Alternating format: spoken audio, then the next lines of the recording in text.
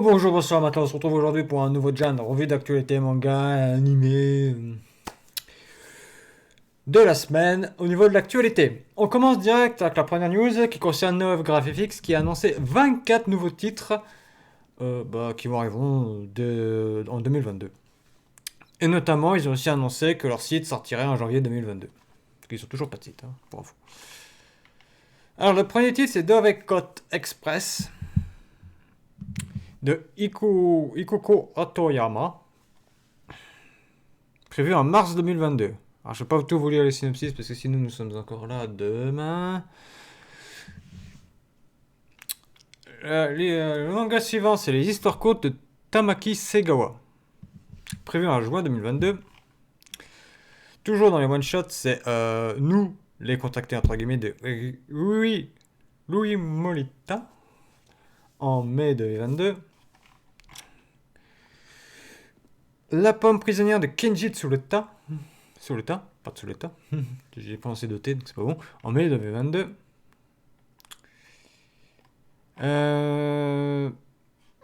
La fanfare au clair de lune de Hamachi Yamada, qui est terminé.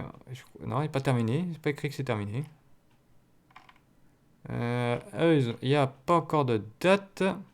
Mitsubishi Cohort de Katsuo, qui est disponible qui a une série animée sur Wakanim. Ok, je me rappelle plus, ça date, mais en même temps, il y a tellement d'animés donc je peux pas tout me rappeler. En 8 tomes. Ça s'appelle Kawaii Uso no Kawa Uso. De Lommi.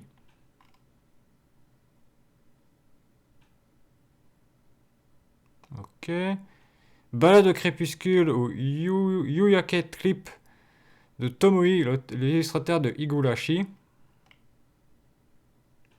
C'est vrai que ça c'est quand même beau, hein. L'image est quand même belle. Et ensuite nous avons Yukiona no Kani no Tokani ou Ku, ou le titre en français qu'ils ont choisi, nous irons manger du crabe. Alors, franchement, je préfère Yukiona, pour l'instant le titre qui correspond mieux. Qui est un manga fini en 8 tomes, qui est sorti en 2019, qui commence à apparaître en 2019 chez Kodansha. Et nous n'avons pas encore de date pour l'instant. Ensuite, nous avons Police in a Pod. Est-ce qu'il y a le tarot de Yasumiko, voilà, je cherche le mot. Il y a un animé prévu en 2022 sur celui-ci. Copelion. Alors ceux qui se rappellent de Fukushima, il devait sortir au moment où il y a eu, juste après qu'il y a eu Fukushima. Cependant, l'animé, ils ont décidé que c'était pas très convenable, ça se faisait pas par rapport aux familles des victimes. Donc, ils l'ont décalé, l'animé. Là, Noël Graphics a annoncé avoir acquis les droits de l'animé. Voilà.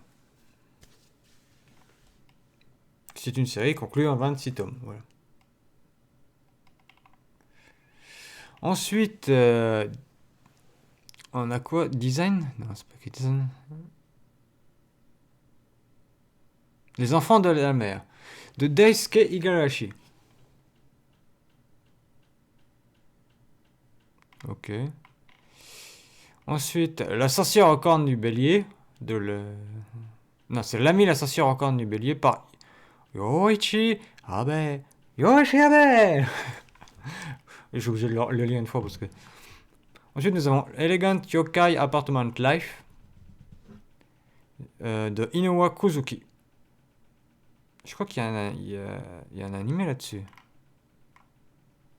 Elegant Yokai Apart Life, ça me dit quelque chose. Ah, non, c'est. Ah, ouais, ça me rappelle quelque chose, mais c'est pas ça.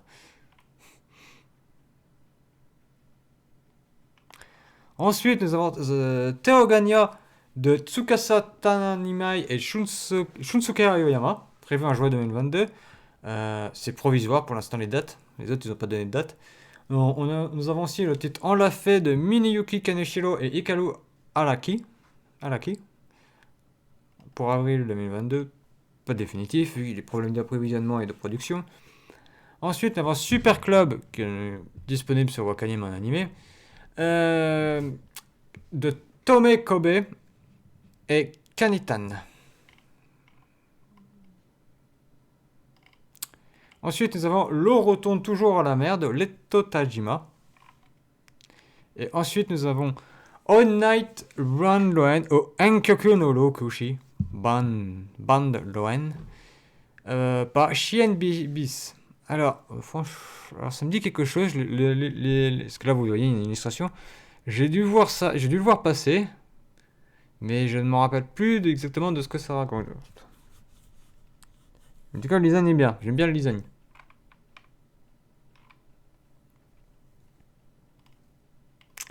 Ensuite, nous avons Ozoki no Shoyuki. Non, c'est Ozoki no Stoic. Il y a eu un animé et le manga arrive enfin en France. Et c'est une série en 31 tomes. Ensuite, nous avons Alebad, un truc de badminton qui a eu aussi droit à un animé.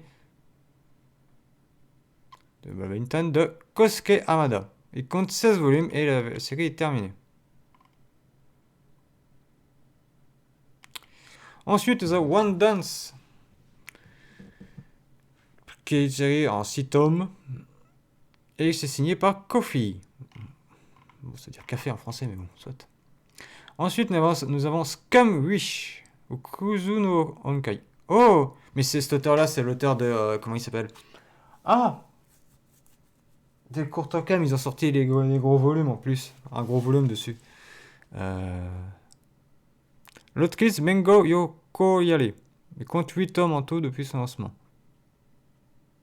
Romance contraire de drame. Oui, c'est vrai qu'elle est spécialisée dans les romances. Ensuite, nous avons La Grande Jenny ne perd jamais, qui est un animé aussi, de Wakame Kombo.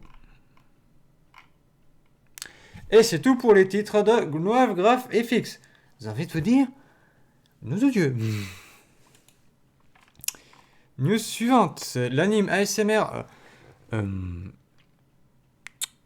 Yakuhachi Ju Bibio de Kimi no Mimi Oshiawase ni Dekiruka. Et je l'ai dit en japonais, hein. J'ai même dit le chiffre en japonais. Hein.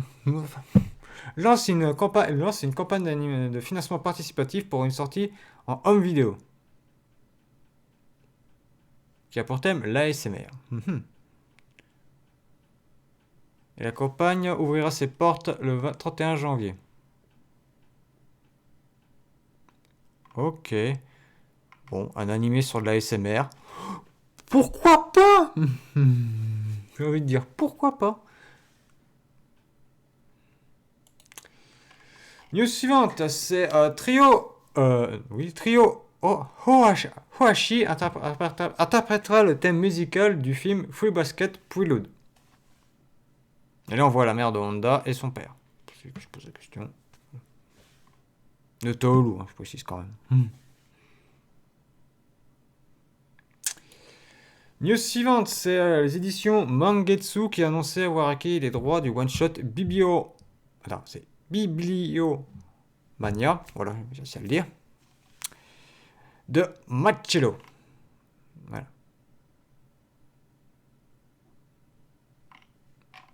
Par contre, ils ont dit pour 2022, mais pas plus de date pour l'instant.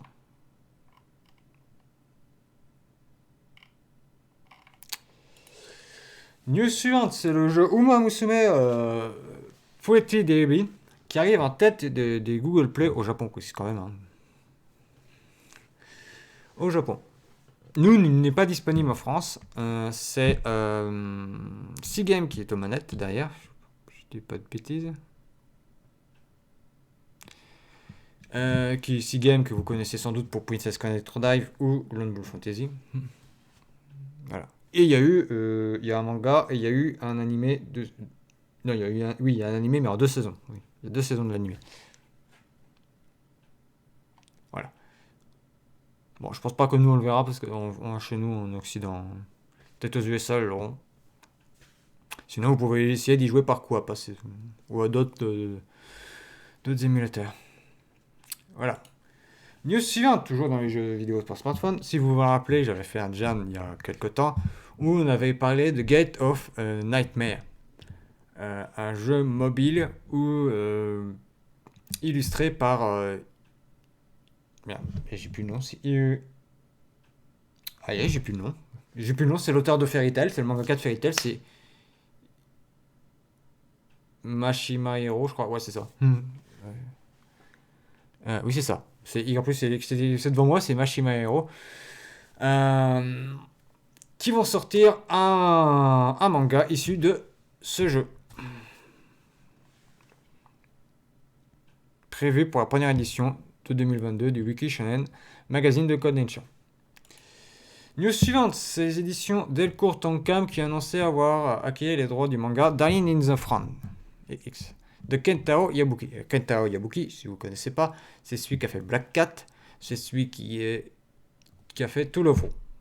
Voilà. Alors, l'histoire suit la même trame, hein. Je précise tout de suite. Le manga est fini au Japon, voilà. Prévu pour le 5 janvier 2022, pour 8,799. Que dire de plus? Il y a un animé qui est tiré de l'animé du même nom, qui est une œuvre originale, je précise quand même. Voilà. Par contre, je ne sais plus que le nombre de tomes qu'il y a. C'est là le truc. Je crois qu'il y en a 4. Ah non, il y a 8 tomes, c'est le double. Voilà. Et à ce moment, le Kentaro Yabuki, il fait un autre manga. Sauf que là, c'est un truc de Gender Bender. J'ai plus le nom. Je sais que ça paraît sur le Shonen Jump Plus, où il y a One Piece, où il y a Kaiju numéro 8 qui paraissent dessus. Bref, j'ai plus le nom, mais il est en train de faire un autre truc derrière. Donc ceux qui veulent du Toulouvre, je pense pas que vous reverrez du Toulouvre avant un moment. Hein. Et puis, je pense que vous avez votre dose sur Toulouvre aussi. Hein. Il faut savoir enterrer Toulouvre à un moment. Il faut laisser mourir, hein, c'est bon. Voilà. News suivante, toujours dans les jeux vidéo. C'est le jeu mobile. Non, c'est le jeu Mobile Suit Gundam Battle Operation Code Fairy qui va avoir droit aussi à un manga. Alors, grosso modo, on suit un escadron de pilotes féminines de Mobile Suit, de Zaku, du côté de Zéon. Voilà. Je peux pas en dire plus parce que je connais pas la trame principale et c'est ce que dit l'image. Et c'est une équipe composée que de filles. Voilà. Et bien sûr, je précise quand même, c'est dans le siècle universel et ça doit sans doute très certainement se passer pendant la guerre d'un an. Voilà. News suivante, c'est le light novel Reborn to Master the Blade qui a été annoncé être adapté en animé en début de semaine. C'est annoncé par le compte officiel de Hobbit Japan. Voilà. Et je rappelle qu'il y a une adaptation manga de ce LN. Je précise que ce LN a de très fortes chances d'arriver Il est possible que celui-là arrive en France. J'ai bien dit possible.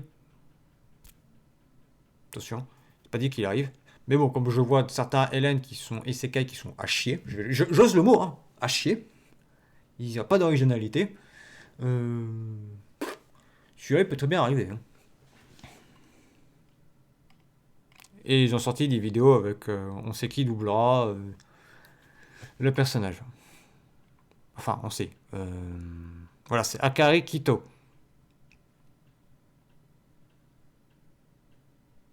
Qui interprète Inglis, c'est-à-dire celle qu'on voit là. Et l'histoire, on suit Inglis, qui est en fait un ancien roi héros qui a construit son royaume dans un autre monde, si j'ai bien compris. Et son dernier souhait, c'est la déesse lui propose, parce qu'il a rempli sa mission, de le réincarner parce qu'il a rempli sa mission. Qui va accepter, sauf qu'il va se réincarner en jeune fille. Voilà.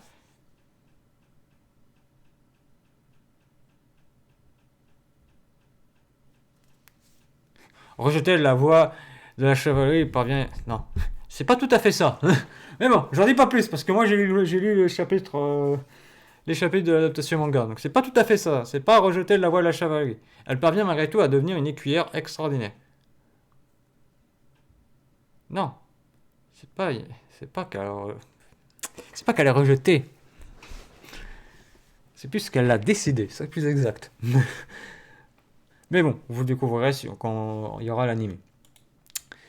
Et là, si on termine sur un petit truc insolite, c'est une campagne publicitaire pour des pommes a eu un très bon impact sur les ventes de pommes au Japon.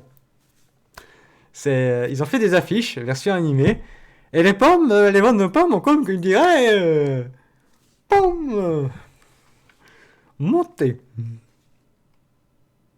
Voilà. Faudrait proposer, faudrait proposer qu'ils fassent un animé dessus. Ou des OAV, ou un OAV. Je suis sûr que ça se vendrait, hein. La gente féminine va adorer ça. Par contre, il n'y a pas la Golden, il y a la, il y a la, il y a- non, la Granny. Il n'y a pas la Granny. Il y a la Golden, il y a la rouge. Ouais, bref. La Golden, c'est la Granny, c'est la verte, hein. Voilà, on a la jaune, la rouge. Il n'y a pas la pink. Enfin bon, il y a des variétés, hein, bref. Je pense pas qu'au Japon, ils ont des Granny. J'aurais été curieux de voir comment ils auraient interprété la Granny. Mais bon, ça, c'est une autre histoire. Alors, attendez, je vais essayer de vous montrer un truc. Parce qu'il y a eu des petites news. Niveau figurine, mes cocos.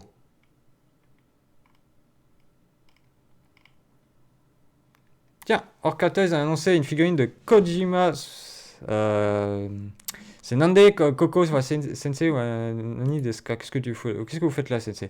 Ils ont annoncé ça comme figurine. Voilà. Pas terrible, franchement, je trouve. Ils ont Gem. Vous voyez, je suis en train de le lire là. Mais c'est pas ça que je voulais vous montrer, de toute façon. Je suis en train de vous chercher ça. Voilà, je voulais vous montrer les figurines d'Azurlen. Voilà. On a la figurine de Formidable qui a été dévoilée. J'ai pas fait attention, attends. Qui est... Ah ouais, ok, ouais, je vois. En gros, ouais, en plus là, je vois. Donc, ouais, le visage se retire et on met un autre visage. Ok. Grave Zeppelin, qui elle, je pense pas doit avoir différents visages.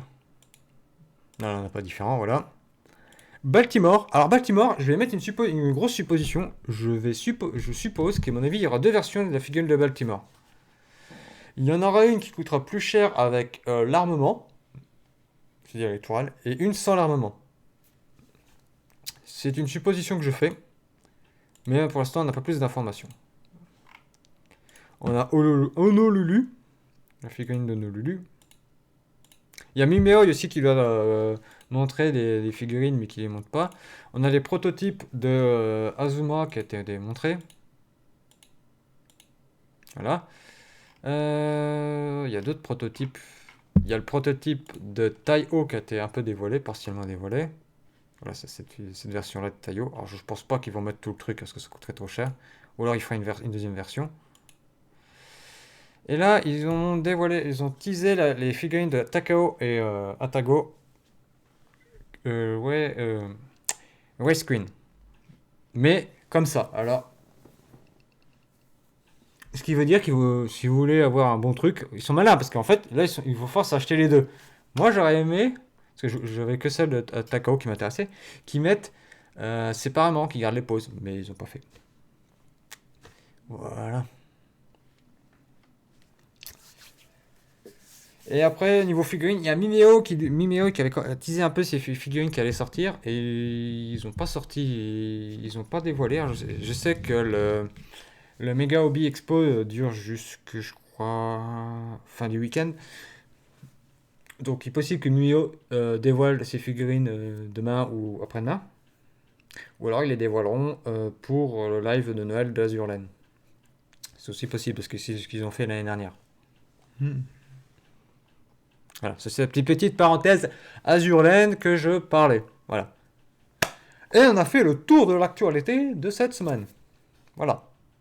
Sur ce, je vous dis à la prochaine, mes matelots. Bye bye.